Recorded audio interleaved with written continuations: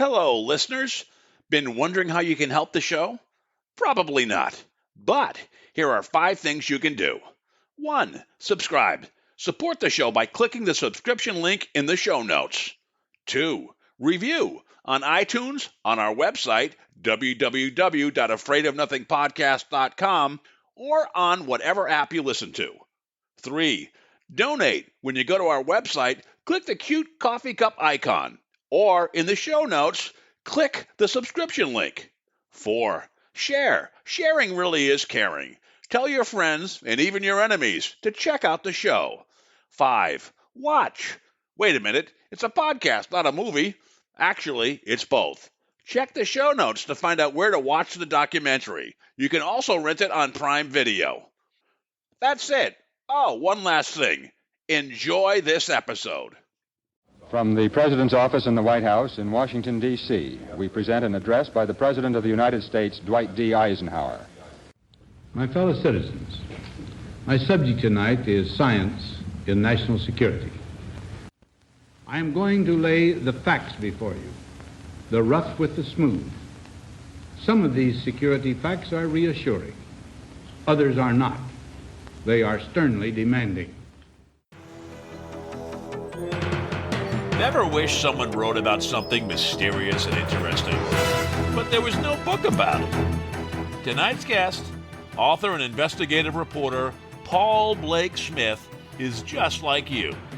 For years, decades even, Paul waited for a book to be written about an alleged extraterrestrial crash on a farm outside of his hometown of Cape Girardeau, Missouri.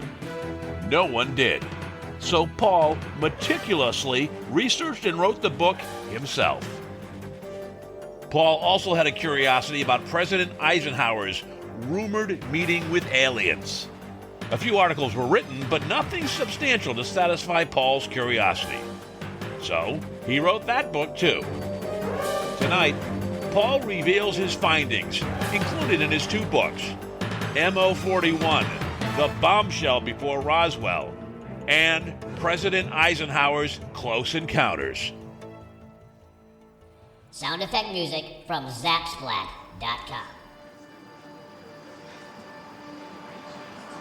In a world where nothing is known, nothing is certain, reality is not real.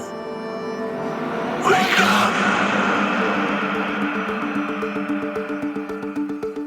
Be afraid of nothing. I'm Bob Heskey. Robert. The host with the ghost. This is my podcast, based on my paranormal documentary, Afraid of Nothing. Each episode, we talk to people who see life and the afterlife through a different lens. Join me. Who is this large man? And what's he doing in our bedroom? As we lift the veil and open our minds to see beyond our eyes lie. This is Afraid of Nothing.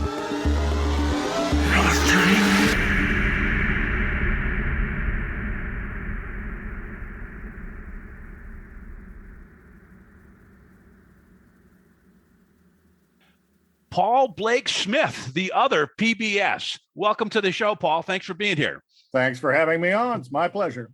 Hey, so you grew up in Cape Girardeau, Missouri, and it's known for a couple things. One is a 1941 UFO crash outside of your hometown, but also there's a pretty famous guy that was an umpire when you were a kid. You want to tell us about that? Well, he was known as Rusty Saw on the local airwaves. He was a radio DJ. His dad bought the radio station and kind of forced them to put his son on. But hey, anyway, you can get a job. But it didn't pay much. So he got a job as an umpire in the park of Little League games when I was a boy. And he was standing right behind me calling the balls and strikes. You know him as Rush Limbaugh, the famous broadcaster for several decades, who passed away sadly this year. Now, did he ever give you any of those dramatic call third strikes like, you're out? Did he ever do that? Or did you use? Not really. Most of our umpires are pretty polite. They were all much bigger than me, including Rush. I was a skinny little kid. I was 10 years old at the time. And hey, who knew the guy was going to be rich and famous? But he is Cape Girardeau's most famous citizen. However, his grandfather lived to be 104, and he was the most respected, beloved figure until Rush the broadcaster came along. If you don't like getting too political, Rush the grandfather was just, he was like, he would be on the Mount Rushmore of Cape Girardeau before his grandson became famous. One of the tragic umpire stories from, I was a horrible athlete in my life, I mean, in baseball too, right? But one of the things that happened in Little League, the uncle of a guy that was the coach's son on my Little League team, he hit a home run, but the umpire had called timeout. So he had to nullify it. And then the next pitch, he hit a weak grounder or something. And he was just screaming at his uncle. It was that awkward moment in Little League baseball, I remember from growing up. I've never met Rush, I'll make clear, but a couple of different sources said that around 2006 or 7, Rush was doing his nationally syndicated radio show. And somebody called in and said, Rush, what's up with this UFO crash in your own hometown? And instead of dismissing the story and saying, well, that's just a bunch of nonsense, get off my show, he said, there's more to this story than you might think. And he moved on to the next caller. So that gave it even more credence. Rush's father was a big aviation buff who hung out at the airport in Cape Girardeau in the 1940s. And apparently the crash site happened not far from both airports. Actually, they were almost side by side, as weird as that sounds now. One of those airports is gone. It's been plowed under. It's a crop right now. But the other airport from the 40s is still there, Cape Girardeau Municipal Airport. All right, so there's a military base out by there. So that kind of explains why, especially recently in the news, a lot of UFO activity is around military bases or things like that. So that's interesting. Tell us the story, the 1941 crash. I know it's on your website. You wrote a book about it. Why don't you tell us what the name of the book is and where they can get it, and then give us kind of the Reader's Digest version of it. Very well, if you insist, sir. The book is called Mo 41, The Bombshell Before Roswell. I call it Mo 41 simply to emphasize right up front that this was not the 1947 New Mexico UFO crash. This was 1941 in Missouri, 6 years earlier. So there was a National Guard Armory training facility in Cape Girardeau in those days, and its most famous alumni, if you want to call it that, was Harry Truman, who as a young soldier in 1906 lived in Cape Girardeau, and in 1941 was in Washington, D.C. as a pretty influential U.S. senator. But in 1941, he was busy in Washington when an aerial crash happened. It was on a late April night, just after sunset, and it was so close to the airport that the person who owned the farm where the crash occurred called up the Cape Girardeau Fire Department and Police Department, and they shared the same building downtown Cape Girardeau in those days, and said there's been a plane crash. It must have missed the airport and crashed on my farm. There's a fireball and a fire. Can you please send somebody out here right away? So apparently, according to a key eyewitness, the police showed up, the Cape County Sheriff's Department showed up, the fire department showed up, probably some hospital personnel. The word went out. This is an emergency situation. Looks like an airplane has gone down just outside of Cape. And when the people got there, there was no cylindrical airplane with propellers or struts or engine exhaust. Even wings. It was a circular craft, to much of everyone's surprise, and it was cracked open in the field, and people were examining it and saying, what in the world is this?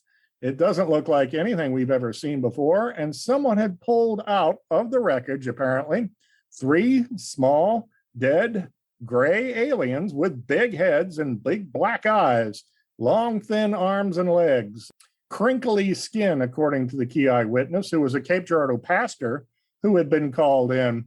Now, you might say, well, why would you need a minister? But remember, people thought this was a plane crash, and there were going to be agonized victims and maybe even their families showing up, and they would need some amount of spiritual comfort. And Cape Girardeau was a very, very religious community, still somewhat the same, about 20,000 people in 1941. So a reverend was called at his home, and he said he was driven out by a police associate who took him about 12 or 13 miles outside of Cape to this farm where there was indeed this fire that the fire department was fighting. Police and sheriff and a couple military men were on the scene, and an FBI agent. And I thought, well, that can't be right. Cape Girardeau didn't have an FBI office in those days, but when I researched it, I found they did indeed open one like March the 6th of 1941. So an FBI man would, of course, have been called, possibly thinking that it was sabotage. According to the articles I read, the FBI was worried about sabotage by pro-Nazi sympathizers in the Cape Girardeau area back in 1941, which sounds like an intriguing mystery right on its own. Wow. Yeah. So there was an FBI agent, and the minister said he saw all of this, and he knelt over the dead bodies and prayed for their souls. Pretty soon, some other outsiders came to the site with lights and metal machines, and everyone was kind of frightened and intimidated, but it wasn't aliens. It was the United States Army, or at least Air Corps. They were uniformed soldiers who hemmed in the site and said, put that debris down. You didn't see this. This never happened. It's a matter of national security. We'll take all your evidence, and you're not to talk of this. So Reverend Huffman, that was the name of the minister in Cape Girardeau, he did as he was told, and everyone clammed up.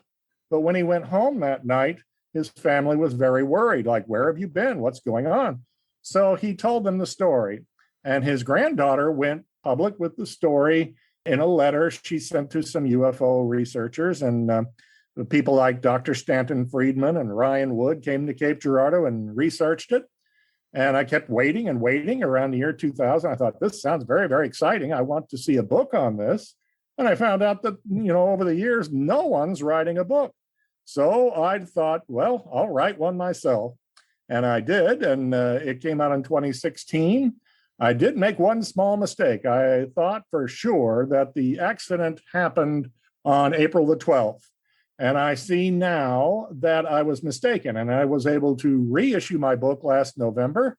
I hope anyone who's interested in reading it will read the reissue that has the correction that April 12th is not the correct date. It's late April 1941, and a few new bits of information. In fact, something just came in the mail the other day, a source who said he thinks he knows where the crash occurred, somewhat close to a landmark that is familiar. I can't give the identity out over the air because I'm terribly afraid that half the world will descend on this poor person's farm and demand to see the evidence of the dead alien bodies or something like that, and I'll get sued.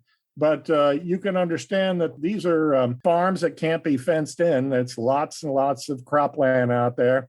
And we can't have the public just showing up and traipsing all over the place and trampling crops and encountering the many rattlesnakes and copperheads that live out in the weeds in the farmland, trampling all over people's property, their home, their farm, their business.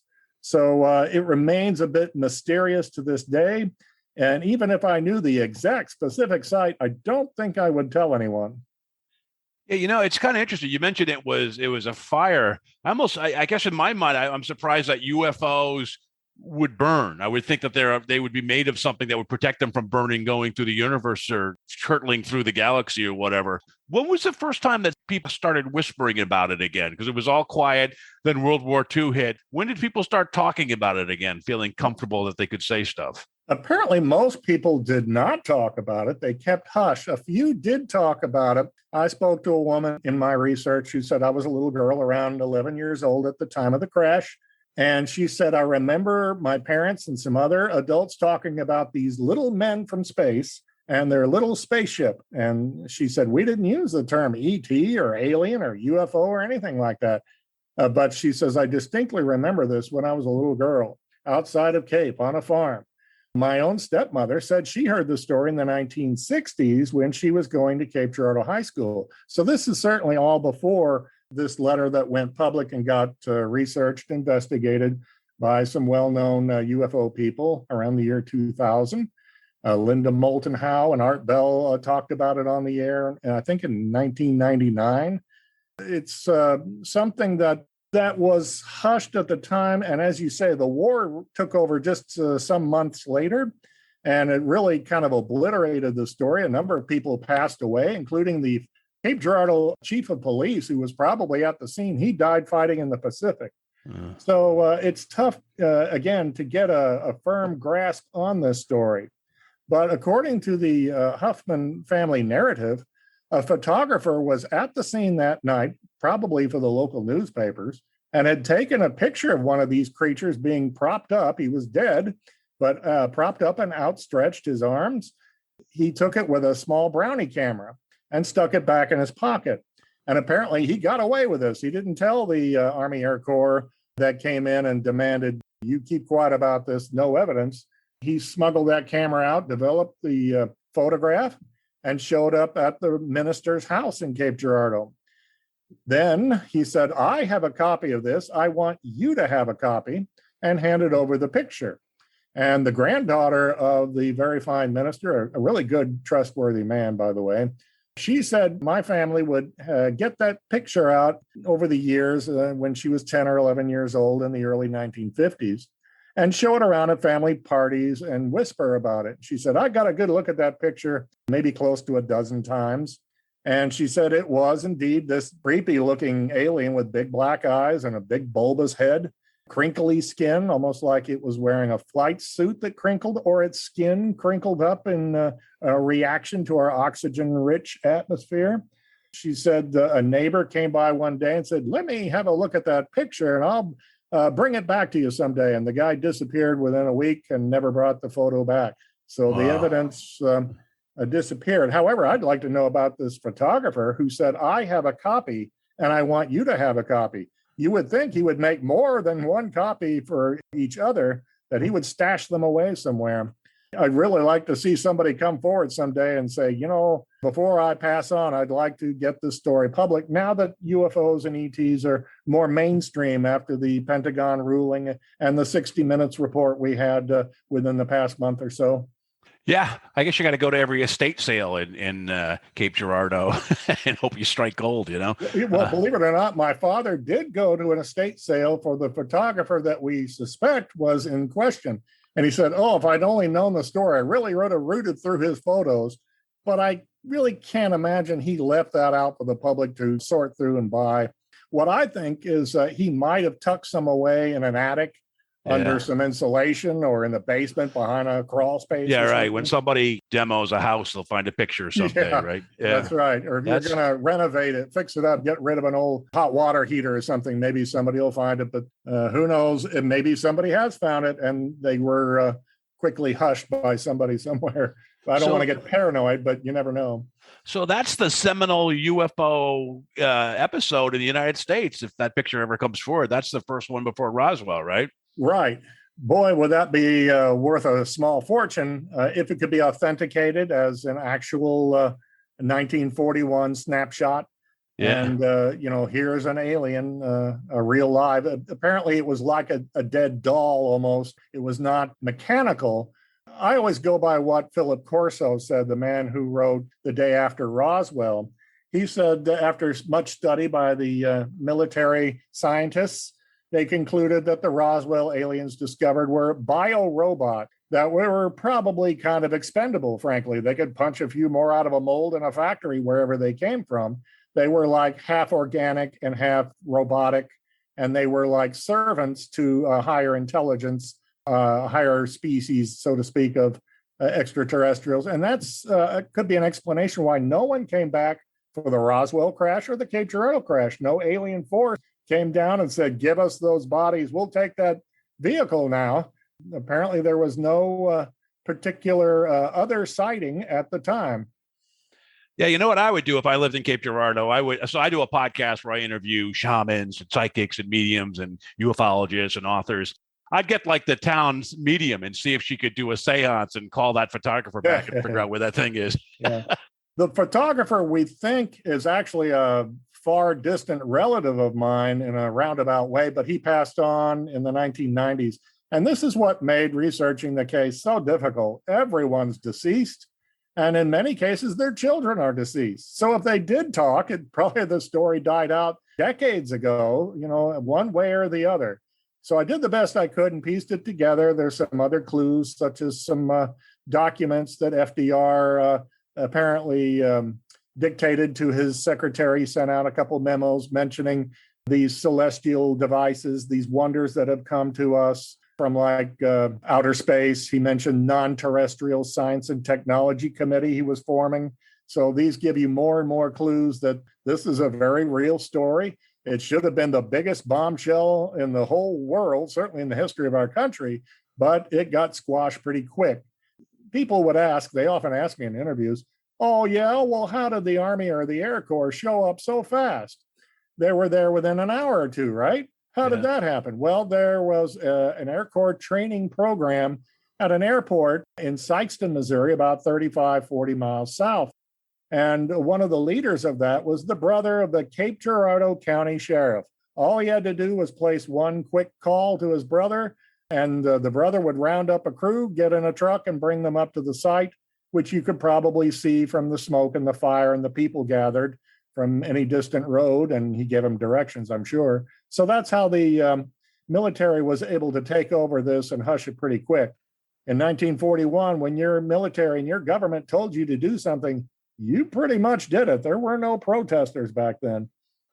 Yeah, I mean, I give you credit. You don't take easy assignments. There's this one, and then also the book, your most recent book that we're going to talk about. It's been out for a while, a little bit, probably less than a year, maybe. But President Eisenhower's Close Encounters. That one seems like it would be even harder to get information and research. So that's right. Very high level stuff in which he was able to personally swear people to secrecy, and even that was about 60 years ago or so, and more than that, I guess. 70, yeah, you're right. Yeah, my math is not so good. But everyone's deceased from that, including Eisenhower, his wife, and his son. His granddaughter is very big on the story, and it was tough to research, too.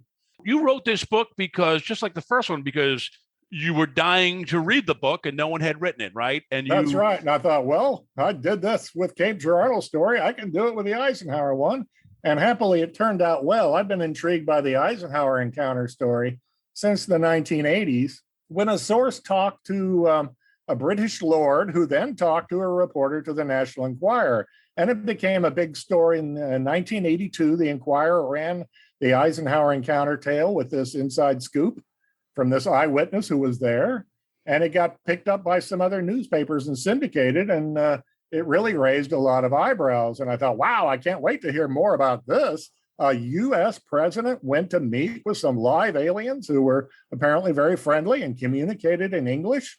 Can't wait for this. And of course, decade after decade went by.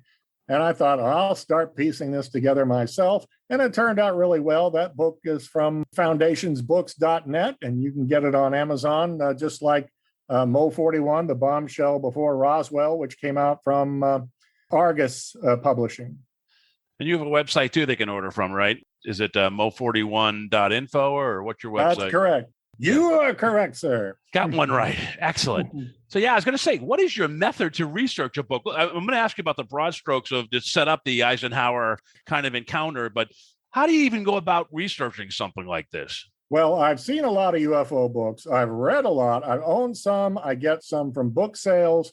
I go to the public library, a couple of different ones. Then I start going through what magazines or newspapers. You can go to a newspaper database online and read actual newspaper reports if they've been saved from the 1940s and 50s and read the details of what was going on at that time. Little hints and clues can show up there. Another excellent source. Almost all U.S. presidents now have digitized their daily schedules, their appointment schedules from the Oval Office, including Eisenhower and before him Franklin Roosevelt in 1941. You can get exact details on who arrived at the Oval Office or where the president went. Unfortunately, they don't have records in those days of telephone calls. You kind of have to go with who showed up as logged in by the secretary. And a little word of caution, any secretary could take an order from the president and scrub something from the official record. For instance, Dwight Eisenhower meet with the head of the FBI and talk about UFOs for 3 hours, but that would have gone unrecorded. He would have instructed his secretary, don't write this down. You kind of do the best you can. And yes, there are UFO websites that you can go to also. some of them don't always have the most accurate information, unfortunately. Yeah, I would bet after the fact, after you've been on podcasts like you did with your first book, I'm guessing people may have reached out to you and said, hey, either they had a source of information or they pointed you somewhere. Did that happen with this book? Just a little. I got to talk to a woman who was friends with a Palm Springs resident who was at the dinner President Eisenhower attended in February of 1954 that has led to a misunderstanding. It seems to be popular urban legend that Eisenhower pretended to have an injured tooth and went off to the dentist on a Saturday night in February of 54, leaving the Palm Springs compound where he was staying, and that he must have had his UFO encounter then. But I found out that story is not true. I mean, he really did have a dental emergency. He was biting on a leg of duck, and he bit into some buckshot, and he broke off a crown on a tooth, and he was really irritated and Painful. in pain, and they had to get him a dentist fast. And when they called the dentist, according to the source I spoke to, the dentist said, oh, yeah, right, the President of the United States needs me, and he hung up and went back to sleep that night. So that got Eisenhower even further grumpy, and it took quite a while. It was the night before when he snuck out Palm Springs and went to Edwards Air Force Base in a prearranged meeting and met with some landed extraterrestrials who were said to be very human-like, what I call the cousins of human beings, maybe from another planet very much like Earth, but with a bit of a different atmosphere, creating maybe a different nose or nostrils or larger chest for breathing a different atmosphere or less oxygen in the air or more. Otherwise, they were said to have looked quite a bit like humans. So not grays, very sentient, very conscious type intelligent beings. Right. About almost 5 foot tall at most, and not little gray aliens at all. Supposedly they had slightly fuzzy hair on their heads, not a lot of it, and that they were slightly misshapen compared to humans, according to this source who spoke to the British Lord, who then gave an interview to TV and to the National Enquirer. They knew an interesting story when they heard one. I know that's not always the most exciting source for news, but I contacted the author of that National Enquirer story, and he said, everything I wrote in there, I felt it was true. I stand by to this day, and I have no retractions. I said, do you have any new information? He said, unfortunately, no. He stands by that original blockbuster story, and there have been all these bits and pieces of confirmation. Other sources, like a broadcaster named Frank Edwards, apparently did use his national broadcasting position in 1954 to tell at least some of the story as he heard it. He was wild about UFOs. Mr. Frank Edwards, kind of a legend in UFO and broadcasting circles. He was the Art Bell of his time. Oh. He talked about it on the air, and shortly thereafter, he was fired. Yep, boy, that's, oh my God. It's such a coincidence, huh? Yeah, life is full of coincidences. Did he see a UFO before this encounter? Wasn't he on some naval ship or something at one point when he was a general? Right. If you don't mind, just that quick story, then we'll go back to this thing and how he talked to them and what we think went on. Right. Remember that Eisenhower was a huge, popular figure in World War II when he organized the European war effort to destroy Hitler's Nazi forces. Came home to a ticker tape parade. And he became President Truman's Army Chief of Staff, and he served in a couple of other positions and probably knew all about Roswell. But in World War II, there were a lot of UFO sightings, and they called them Foo Fighters or fireballs in the sky. They didn't know what to make of this stuff. According to one source, a man who was a bodyguard to Winston Churchill, he was in the RAF, and he overheard Eisenhower and Churchill talking about this UFO sighting during the war, and said the two men discussed it and decided, let's keep this secret. We don't want to start a panic. We don't want people to lose their Christian faith or whatever religious faith that they have. We can't disrupt the war effort and let people know we're not in control of our skies.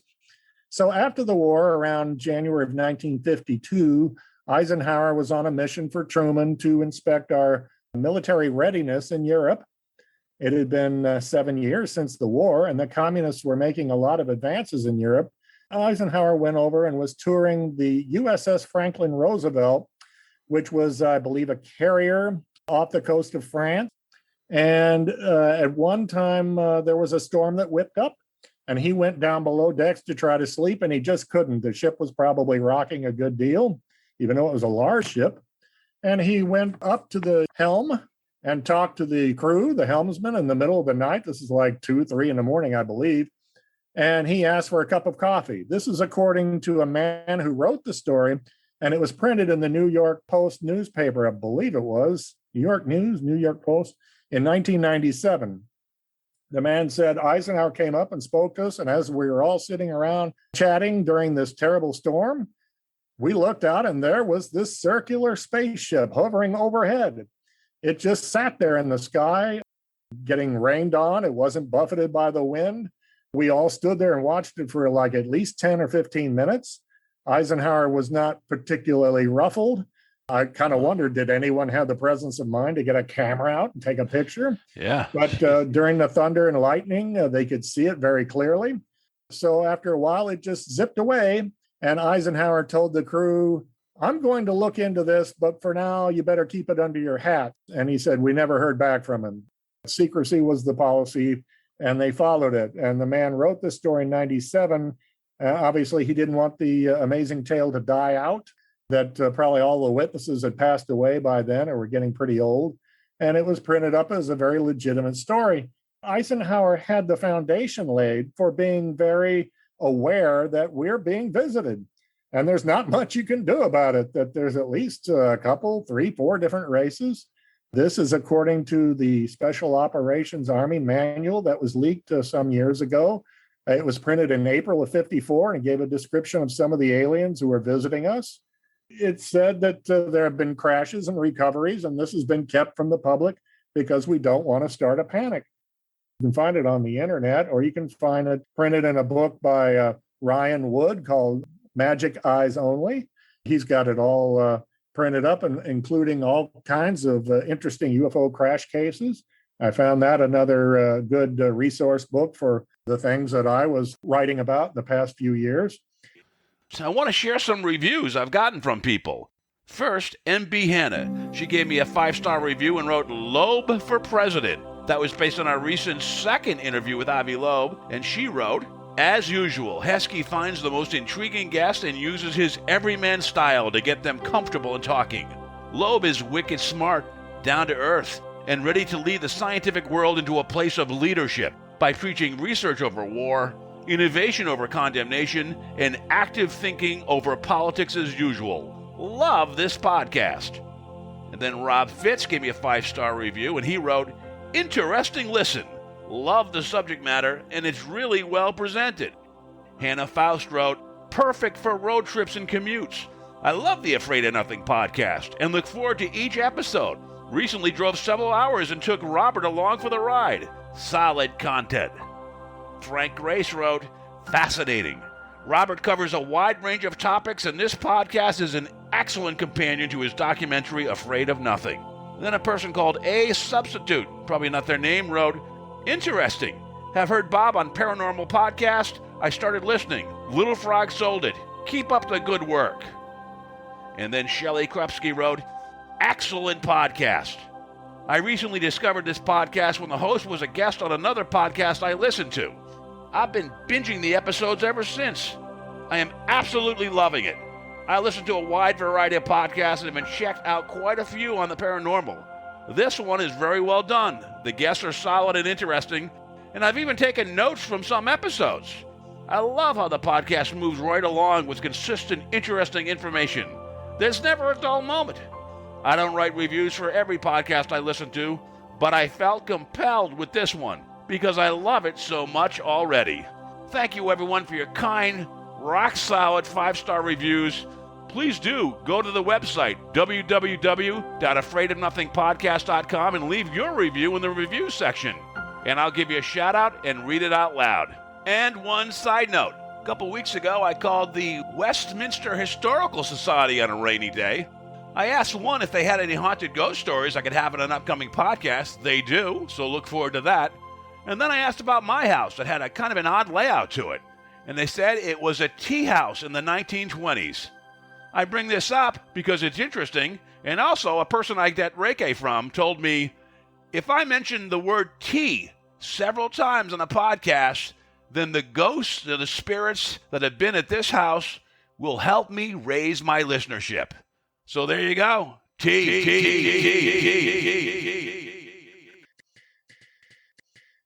And now, believe it or not, I've got another book I just finished yesterday, unless there's something new that happens, on the Richard Nixon, Jackie Gleason ET encounter at Homestead Air Force Base in February of 1973. And I bring this up as shameless self-promotion, but because it happened on the same exact date as the Eisenhower encounter at an Air Force base in California, February 19th. Both men went out at night to see something otherworldly. And I don't think it was a coincidence. According to a number of clues and sources, one in a document that got leaked a few years ago, Eisenhower really did form a treaty with these friendly human aliens and asked them to please stay away in general. Don't show yourselves. Don't start a panic. And I believe the document says presidents since that time have adhered to that document, to that agreement. And that's why we don't have UFO landings at the White House or over a ball game, at a stadium or something like that. They've agreed not to disrupt our society. In exchange, they do land at a remote Nevada airbase, according to this document, and communicate with our scientists, military people there, where nobody can get even close for probably 100 miles in all directions. That's an interesting document, and it's also on the internet, called, if you look up Ultra Top Secret, that's one of the names of this January 1989 briefing for the new Bush administration. And I believe it is a valid document, and I have it reprinted largely in the back of my Eisenhower book. And people forget it's well-founded that Churchill and Eisenhower would be cautious about mass hysteria because War of the Worlds was like in 1938, right? And that was just a drama play, and people almost went crazy going out in the street with guns, and all this madness ensued. So that was probably fresh on their minds as well, do you think? Absolutely. Whether that idea that a panic really happened or was overblown by Orson Welles bragging, either way, it was the perception that people would panic and that they would grab their guns and go rushing out. Supposedly, a couple of people had heart attacks when they heard this radio broadcast, War of the Worlds. So even though they were told repeatedly, this is just a stage play we're putting on for you, folks, it's not real, they didn't pay attention. So it was probably a really big factor for the military to say this was what could happen. And they kept the 1941 UFO crash secret because of that, and the 54 encounter Eisenhower with these human-like aliens and other events.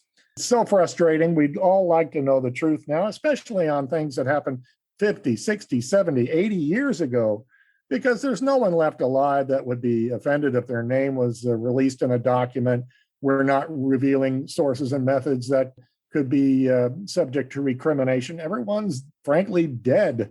So why not release that information? Do they really think we're going to run into the streets and have heart attacks if we were to be allowed to read some of this stuff, the actual government files?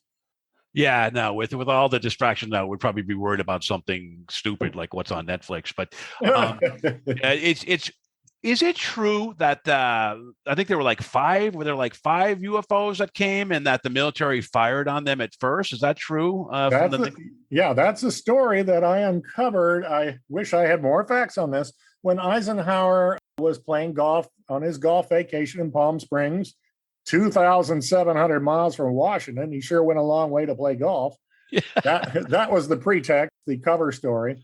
He knew that it was very possible that the friendly aliens would land at the prearranged site, Edwards Air Force Base. But when they came down, a military sergeant said that a general ordered us at artillery practice to open fire on them. I mean, we did, as we were told. And the artillery shells had no effect on the 5 ships as they came down out of the sky.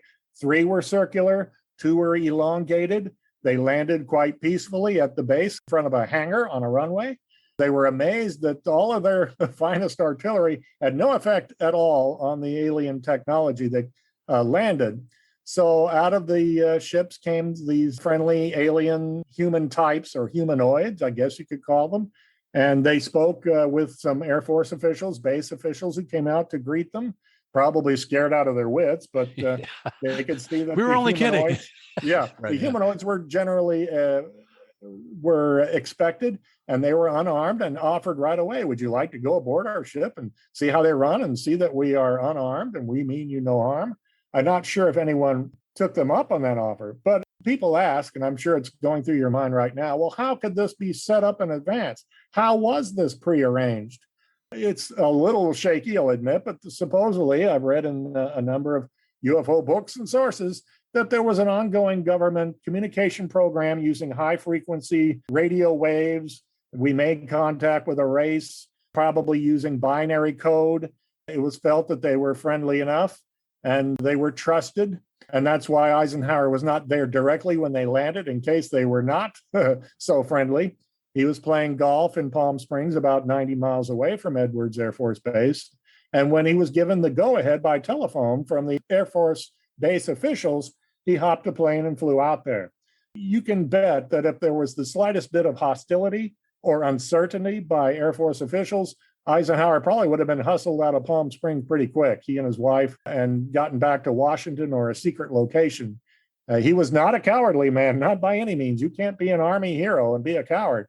On the contrary, Eisenhower decided to go for this and went out and met with these alien ambassadors who were probably quite intelligent, probably what we would call biologists, astronauts, zoologists, botanists, people who are curious about our planet and what we're doing to it with pollution, and the threat of nuclear weapons was apparently a subject they discussed. Boy, I mean, Eisenhower was very religious too. I bet you in a private conversation, I wonder if you've ever asked anything about religion or if they worship anyone. That would be interesting to hear. It sure would. Eisenhower, by the way, was the first U.S. president to be baptized in office. He was already a Christian, but he wanted to reconfirm his faith within a month of his taking office. In early 1953, he was baptized, and he insisted that our currency reflect the term "In God We Trust." That was his doing, and that when he was in office 1 year, he took office January 1953. He set up the Eisenhower ET encounter at Edwards for February of 1954 and pulled it off and managed to do so in great secrecy, although some military people leaked the story, and that's how Frank Edwards, the broadcaster, got it.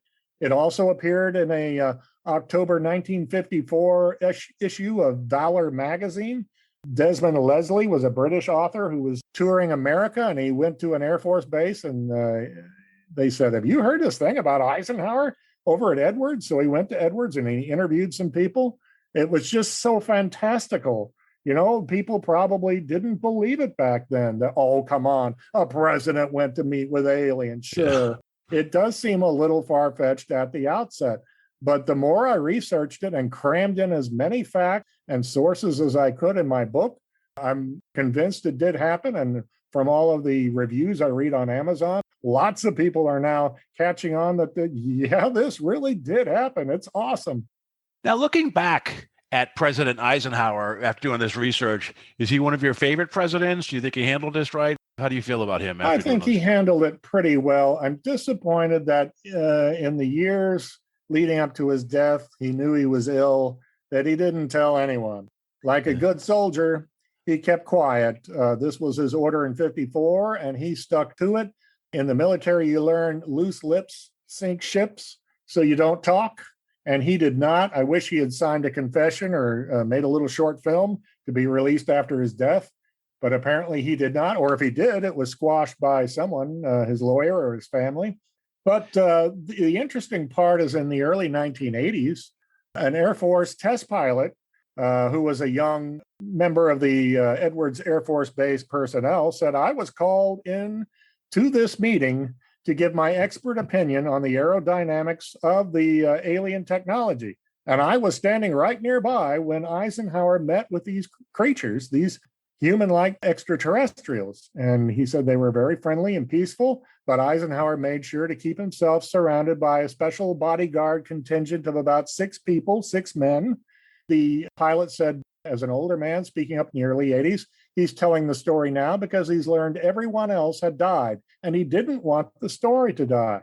So he said that Ike spoke in English and the aliens spoke in English. They obviously were familiar with our government and our customs, and they knew who to go to for sure. And I just kind of wonder if who landed in 1954 were monitoring Eisenhower and were even the same race of creatures that hovered over his battleship in 1952, just before he made the decision to run for president. Eisenhower was on the fence in 52, but as of like mid-February of that year, he decided to go for it and throw his hat in the ring, and he won overwhelmingly. He was so amazingly popular. How long did the aliens stay for? Was it just a quick flyby, or did they stay for a couple of days? According to the test pilot, the aliens landed, spoke to Ike for a while, and then they put on 2 shows that really razzle-dazzled everybody. First, they got in their ships and they decided to put on an air show and say, this is what our technology can do. And they went up in the sky and buzzed around and probably amazed everyone with gravity-defying aircraft that could turn on a dime in midair and go at speeds far exceeding our jet craft. And then they came down and landed silently, and they all got out, none the worse for wear. And it was what happened next that convinced Eisenhower, you guys are going to have to go. And they did after that display. Apparently, they got in their craft and took off that night. Do you know what it is that they did? Should I tell you? Yes, you should. I won't tell anybody. Go ahead. We won't tell anyone, but I'll just tell Bob Heskey that the aliens put on a display of invisibility as if they could cloak themselves right in front of them. The test pilot said, we can tell that they were there, but they went invisible to our naked eyes. We couldn't see them, but we knew they were there. And this really rattled Eisenhower. And he said, we can't have this. Our people are not ready for this. This would cause a panic if you came down and did this kind of stuff or taught it to other people. You know, nowadays we're really getting into cloaking and invisibility and, camouflaging ships and people in our military. I'm not an expert, but I have read a little about this. So it may have seemed far-fetched in 54, but now it's becoming more and more a reality to disguise your presence. And these were obviously advanced, intelligent, peaceful aliens. Sure wish they would come back and help us out now. Now, did they come back a year later and did Eisenhower sign a treaty a year later, or did he sign a treaty that first time? That's claimed in the 1989 briefing document for the new incoming Bush administration that in 54 or 55, they came back and landed at, I think, Kirtland Air Force Base was it Holloman? I get those two mixed up, in New Mexico. And the late, great Art Campbell was a UFO researcher who did a terrific job uncovering this story before that government document was ever leaked in 2017. Art put together some eyewitness accounts that said Eisenhower arrived on his Air Force One plane called the Columbine. And after he was sitting on the runway for a while, these 2 circular discs came down out of the sky. One remained hovering in midair and the other landed peacefully on little tripod legs. A doorway opened up, a ramp, and that supposedly a person got out, quite possibly Eisenhower himself from the Air Force jet, walked over and got into the UFO, as we would call it, the disc. And after a few minutes, came back out and walked back to his airplane. The 2 alien craft took off. And this might have been, if we can speculate, the conclusion of this agreement that both sides got other people to sign on to this, that we were not going to interfere with their visiting here as long as they did it at this remote Nevada air base. And they would exchange some materials, alien materials, for any human materials that they requested. That was part of the agreement, sort of a swap of goods. And that might have been part of the 55 encounter also. In exchange for that, the extraterrestrials agreed not to land and show themselves and put on a big display, don't start a panic anywhere. And I kind of wonder to this day, do you think that would happen if the aliens did land and step out and, like in the day the Earth stood still, land on the National Mall and and try to talk to people? What would be the reaction in 2021? It's kind of mind-boggling.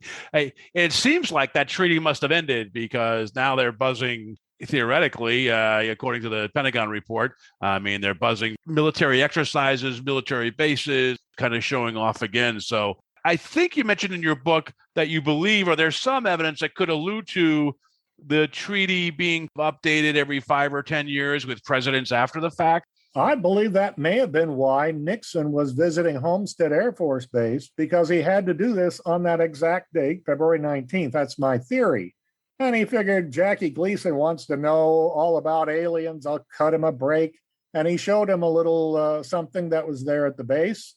But also, let's go back to Lyndon Johnson. He was president after 10 years. And what happened? Mid-February of 1964, he flew all the way to Palm Springs and met with Dwight Eisenhower for a couple of days, like the 19th, 20th, 21st. And there's some gaps in his printed digitized schedule. And it's like, what in the world, of all the places he could go on the 10th anniversary of what would have been the Eisenhower encounter and this agreement that may have been reached that night? President Johnson also flew back and met with Eisenhower on the 15th anniversary. What a coincidence, on February 19th in Palm Springs, 69, I think it was. So we have those specific dates, and you got to start asking yourself, what in the world is going on? It just can't be a coincidence that they're all getting together on the 19th of February. Also checking Nixon's schedule for the following year, 74, the 20th anniversary. And amazingly, that's been scrubbed from his records. Like the 19th, they've taken out everything. Not just a few appointments, but you're not allowed. It says removed from files. So I'm thinking, bingo, he was in Florida at the time, just like the year before when he was with Jackie Gleason at Homestead.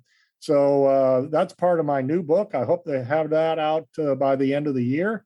And it will be kind of a companion piece to the Eisenhower encounter book.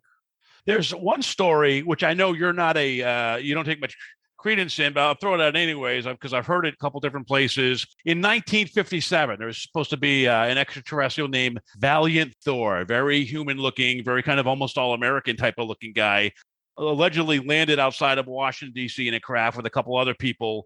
Same thing, fired upon, demanded to speak with President Eisenhower. And then evidently for the next 3 years, he lived inside the Pentagon working with scientists and government officials. There have been several books written on that. I think the most famous one is by Frank E. Strangers. It's called The Stranger at the Pentagon. Did you come across that or have any research or evidence on that? Because there are pictures of this guy, Valiant Thor. You Google this on the internet and you get a picture of some guy. Then you get a picture of a different guy. Then you get another picture of a different guy. And they gave specific dates where this event allegedly occurred. So I looked them up. It said that the story is that he landed in a field in Virginia and was taken to the president within 24 hours on a specific date. So I looked it up. Eisenhower wasn't even in the country. He was in the Caribbean on a military tour. He wasn't even in Washington. Also, I'm very skeptical of the Valiant Thor story. Where are any documents to support this or any eyewitness accounts that have come forward? I remain skeptical. I guess it could have happened. But I need to see some proof, and the dates that they gave just don't match up. It's almost a different take of the 1954, because there were 5 ships then, and they were very human-like, and they were shot upon, and then they demanded to meet with the president. So it's almost like the TV version of the 1954 incident, isn't it? Kinda, and I'm proud to say that my book is going to be hopefully turned into a TV show. I've got a deal with a production company, and they're looking into it right now. They've got a year to do something or pass, and we're hopeful that we'll get something on like History or Discovery Channel. There's so many people interested in these things now, more and more people getting open-minded. I'd just like to track back to that 60 Minutes interview real quick. Sure. Did you hear the military officer say that not only did we see this tic-tac and strange things we can't explain, but we hear from other military personnel and pilots and such, they see this every single day. Yep. He said this. It's like, what? I mean, they're not only admitting that occasionally, but every day this is going on. So you're right. They are, aliens might be stepping up and observation, monitoring us, but also we've got technology that perceives them, more people in the air that can see them. It does seem like things are changing, doesn't it? Yeah, and they're certainly not doing the cloaking, being invisible, doing it. They're being Yeah. in full sight. So Eisenhower and the ET Summit, is there any connection to that to the Steven Spielberg movie, Close Encounters of the Third Kind? Was there any inspiration there, do you think? Or I found that Dr. Alan Hynek of Project Blue Book was familiar with the Eisenhower story. He died in 1984. But before he passed, he was a personal guide or mentor to Steven Spielberg and provided information for his movie, Close Encounters of the Third Kind. And what was it? It was an Air Force base out in the desert, no one around, just like the 54 encounter. And aliens came down and landed, and they spoke, they communicated in some manner to the Air Force officials and people there. I've got to believe that Spielberg learned about the story of Eisenhower from someone, probably Dr. J. Allen Hynek. Tough because Mr. Spielberg does not really do interviews and talk about these sorts of things. I got a contact who had a contact of Steven Spielberg to offer the Eisenhower story to them as a new movie. And I'm told that Spielberg said, sorry, I'm kind of out of the extraterrestrial business. I've done enough of those. I kind of wonder, could he change his mind now that it's back more mainstream and being talked about more? And maybe he would be fascinated by a real life tale that he could tell without obscuring it in a sort of fictional storyline as he did in E.T. and Close Encounters. But we'll see.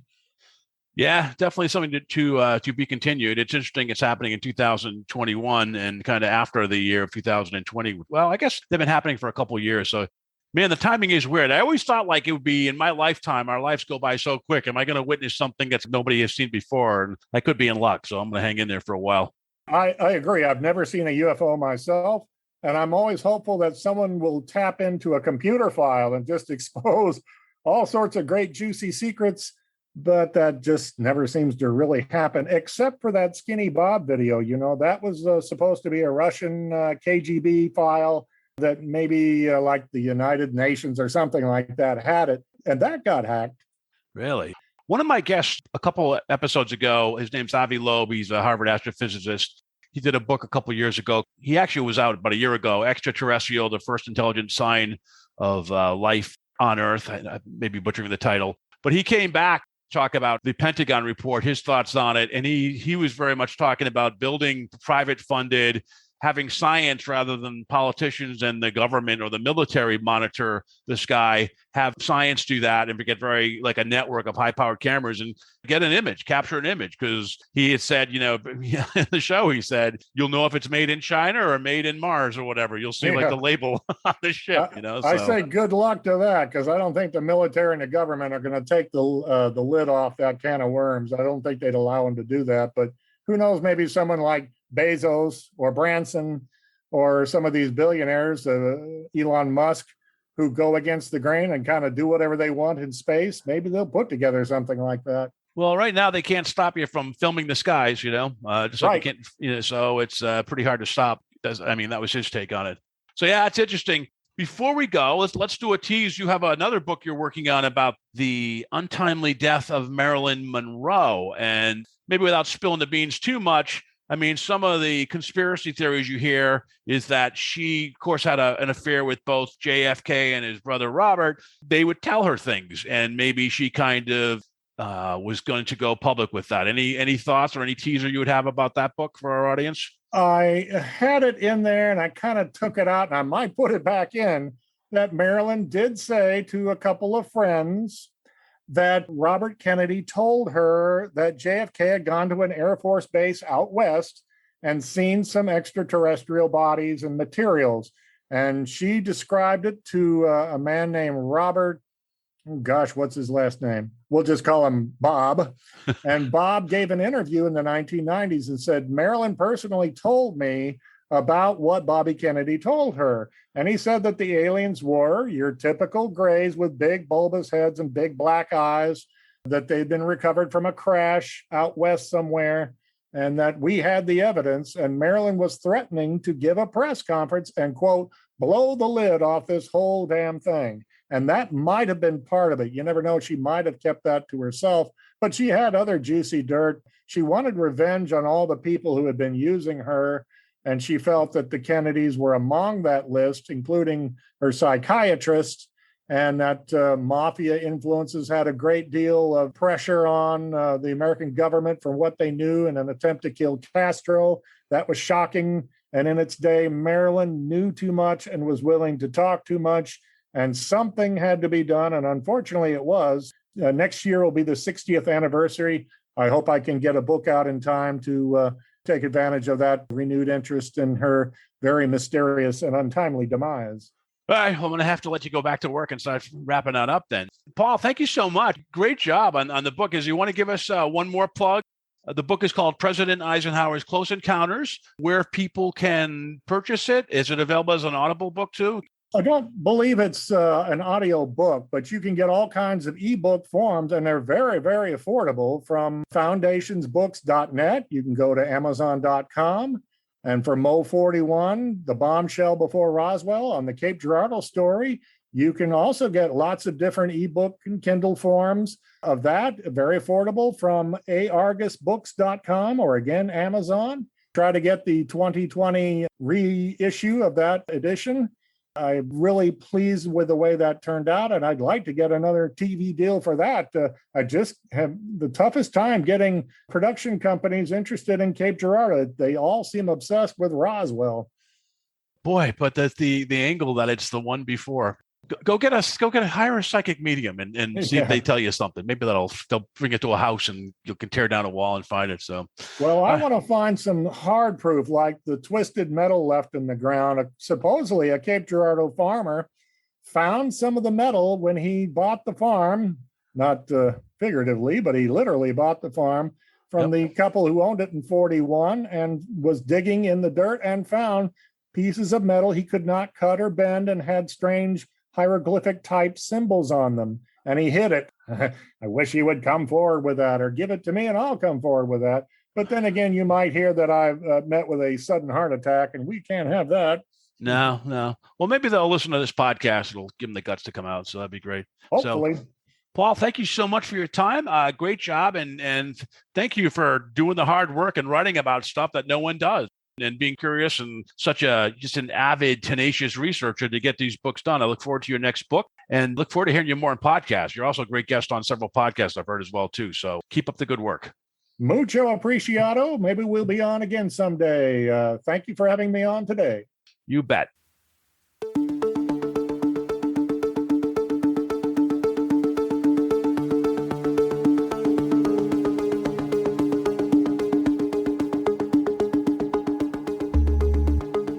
You've been listening to the Afraid of Nothing podcast. Please subscribe and like us on Facebook. Until next time, stay scared.